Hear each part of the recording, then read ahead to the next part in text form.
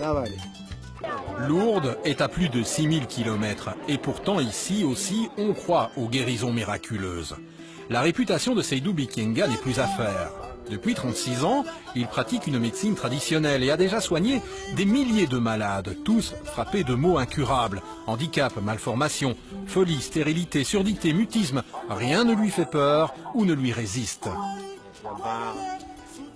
Je suis venu ici parce que je suis malade. Je souffre d'un mal qui s'est manifesté sous forme d'abcès. Il a commencé là, ensuite ici, puis là, et s'est propagé vers l'aisselle gauche, avant d'atteindre celle de droite. Et enfin ici. Mais depuis que je suis là, il y a vraiment une amélioration.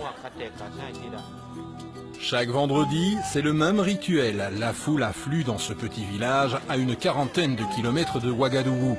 Des bus déversent des malades. Tout le monde attend patiemment et parfois pendant plusieurs jours la venue du guérisseur. Dès le matin, Seydou commence ses consultations. Première servie, les femmes en quête d'un mari. Seydou, qui fait un peu de tout, baptise et bénit également les enfants. Le guérisseur prétend ne pas pouvoir identifier le mal avant de l'avoir soigné. Il est incapable d'expliquer d'où lui vient son don, mais la légende raconte qu'il a réussi enfant à soigner sa propre épilepsie. Personne ne sait ce qu'il fait exactement pour soigner ses malades, mais ses remèdes semblent être un mélange d'exorcisme, d'imposition des mains, de paroles ou de cris, de manière à chasser les esprits maléfiques. Chaque cas est réglé en quelques minutes à peine, ou parfois en une poignée de secondes. À présent, c'est au tour des paralysés de se relever. Le traitement commence toujours par la même question. Depuis combien de temps le patient est-il malade? Si nous devons enfanter, nous demandons à Dieu de vous permettre de vous lever. Dites-leur de se mettre debout. Allez, debout, debout! Avec Seydou, le concept « lève-toi et marche » semble fonctionner. Mais le guérisseur ne révélera jamais son secret de fabrication. Son don a fait sa fortune.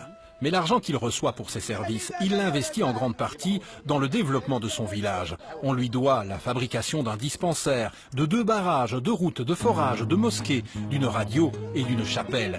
Il prétend ne rien garder pour lui et tout reverser pour sa communauté. Bouge ton pied comme moi, suis mes mouvements. Allez, lève-toi, tu es guéri. Pour les soins dispensés dans son hôpital de campagne, Seydou ne demande rien. Je n'ai pas fixé de tarif. Celui qui veut être généreux envers moi, je l'accepte, mais je n'exige pas de paiement pour mes soins. Seydou ne sait jamais comment il va guérir un malade. Il suit son instinct et fait confiance à Dieu pour guider ses mains. Les fractures, il les soigne de manière peu conventionnelle.